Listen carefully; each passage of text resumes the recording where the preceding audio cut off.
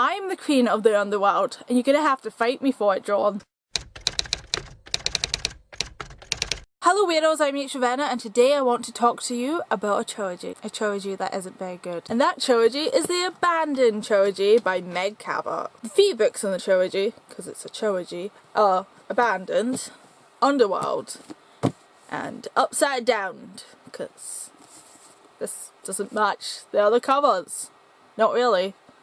Awaken. I just want to comment on the fact that these covers, in a way, all match each other, but in a lot of ways don't. It's like they've tricked you into thinking, yeah, these covers match each other, but they don't. Because we've got this cover that's like this, and it has a kind of rough, papery texture, where this one kind of has, you know, it matches, but swirls instead of leaves. But it's really smooth. And then we have Awake, which has got the same kind of texture as Abandoned, which is fine to hold upside down because it's got a upside down motif. It's like got the same thing and it's got the swirls, but it doesn't have this reflection going on.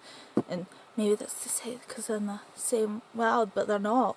They're not in the same world at all. So this trilogy is not good, and in total I gave it 2 out of 5 stars for Furies. I don't know. I don't. I think a Fury wrote this so that it would cause people pain.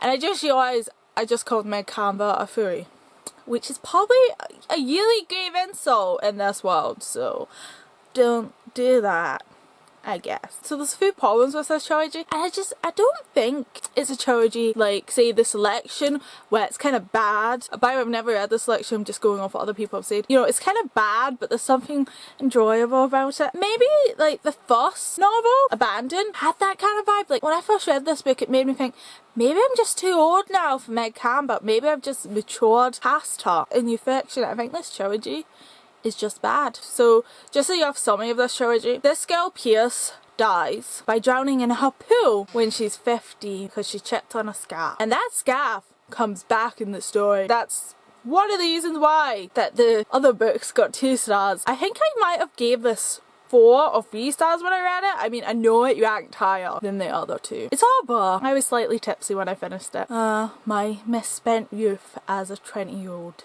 So this girl dies when she's 15 and she goes into the underworld, and the guy who's like running the underworld likes her, so he like takes her to his castle, and then she like escapes, but he like stalks her, and then we get her at 17 and she's moving to this island called Island of Bones. Yeah, I think Pierce probably talks like that. She's from Connecticut. I don't know what a Connecticut accent is. It's a port thing. She moves to an island in Florida. This guy stalks her because that's what guys do. In a lot of ways this is Twilight, but in some way worse. Okay, it's not as worse than Twilight. It is meant to be like a retelling somewhat, like a modernization of the Hades, and I'm probably going to say her name so wrong, Persephone.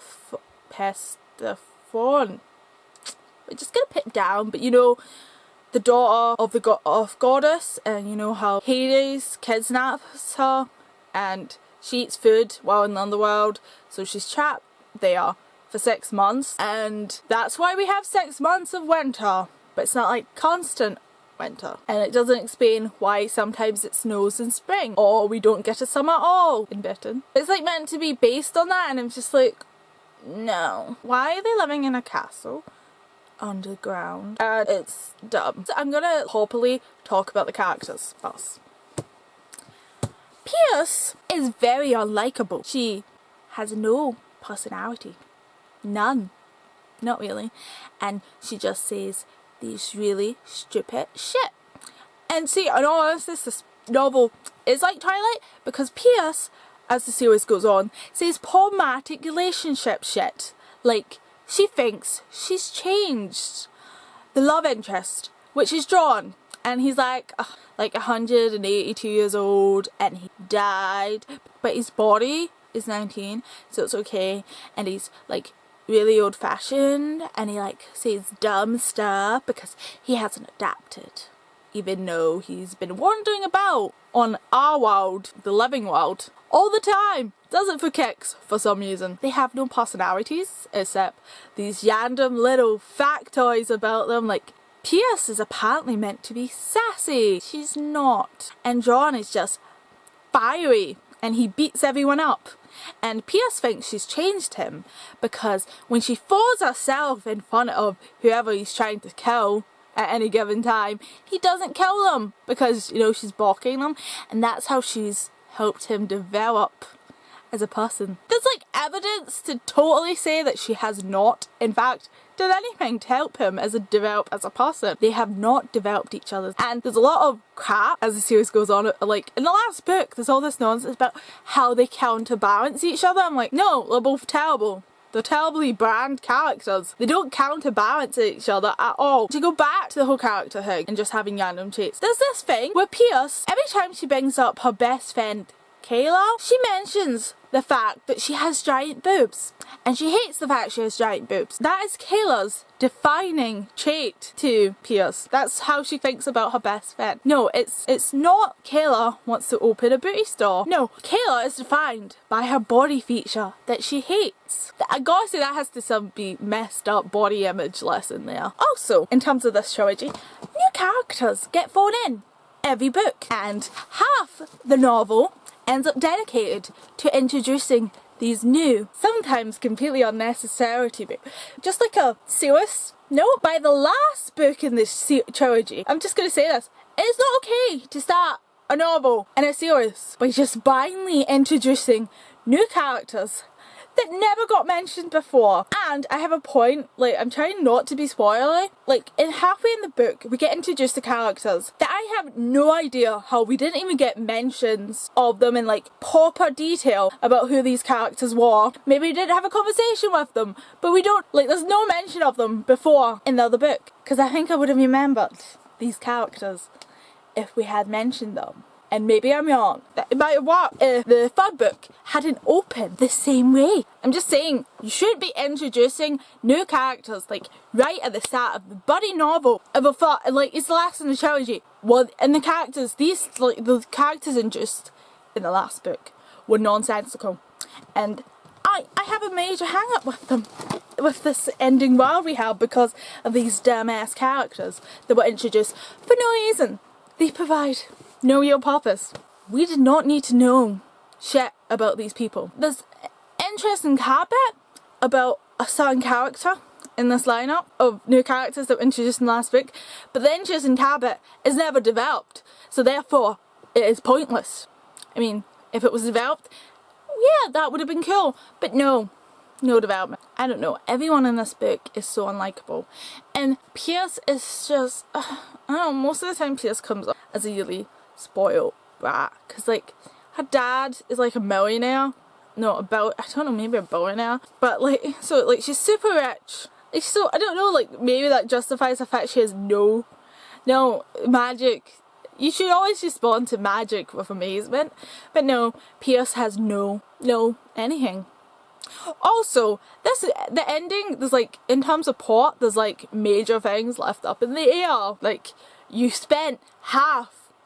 just wasted half of the second book and half of the third book, but you're not gonna solve that problem, that thing you brought up.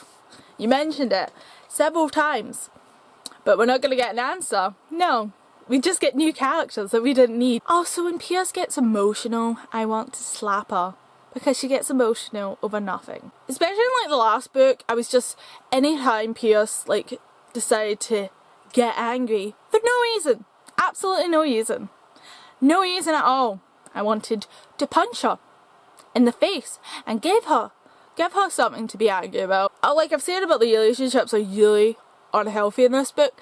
Like, this guy John kidnapped Pierce multiple times. He lies to her multiple times about some really important shit. He manipulates her a lot. He traps her in the underworld. It's not her choice. She just gets told that she's staying there. Or then he tricks her into thinking that she's trapped there several times, because he just straight up lies to her. Like, he knows better, it's revealed. And the whole she thinks he's changed him part is just like the nail in the coffin of how this relationship is not healthy, and how can I motivate for these two to stay together. Especially like her physical attraction to John is all that is. And she talks about finding other guys hot. So like I've talked about the book, it takes forever to get to the actual plot. It was really boring halfway through both books, because it took like at least 80 pages to get to the plot in the last few books. You know, in the first book, like I don't know even if the first book was the same, you're getting introduced to this character, you're learning about her background and stuff, so it's okay. It's okay, because we're learning new about this character. But I don't want to spend, like, you shouldn't spend every book in a series spending 80 pages of the book. And by the way, these books are like only 300 pages and something. Like 109 I think was the second book, and 100, like maybe 50? 350 was the last book. Like that's a big chunk of the book to be spending that much time on characters, and not like the plot is just like an afterthought. It's like Meg Cabot just thought, I'm gonna have fun with this because I have money. I don't need to sell books because I can ride this Princess Di thing. Fun fact, I've requested a royal wedding. Fingers crossed I get it. It's on NetGalley right now, for UK anyway. So the structure of the book I can't get behind. There's this thing where Pierce likes to randomly repeat shit. Like in the first book it was, check yourself before you wreck yourself. And she does that nonsensically. She also just contradicts herself in her thoughts. I just want to say hope and courage. Dumb. Dumb. The whole thing. Dumb. Also, each book ends, I don't know, this is like, is this a spoiler? It's probably a spoiler. Okay, the second and the third book end with the same thing, and it doesn't end that way in the first book, so I don't know why the last book ends that way, because it don't make no sense. Good things about this book: gay, sex, gay. There's like a gay character, but the gay character sucks and I hate him. And his boyfriend is a cliche. Everyone is a cliche. Everyone is a cliche. To summarize, the Abandoned Trilogy sucks. I don't know, there were some interesting ideas in this world, but just everything else was just no. I read Airhead and I liked that book. There was some stuff about it that was kind of, yeah. But like, Meg Cabot can write a decent series. These books you'd like, it's a debut author who doesn't know how to structure a series. But like, Meg Cabot has wrote several series. Like she has at least 5, so she should be able to do this. You know, it's set in like a matter of days in the end up. This book shouldn't have been that hard to structure. Really, I'm disappointed in you, Meg Cabot. And that was my thoughts on the Abandoned Trilogy. I will see you next time, where I will probably have moved these stacks of books, hopefully. Farewell. I will finally be answering your Q&A. I asked for your questions like a year ago and I've done nothing with them, so finally getting around to that. I mean, I'm Scottish and you're English, so we know who's gonna win. Me. In a 1-to-1 fight, Scotland always wins. Except at football, because we suck at football.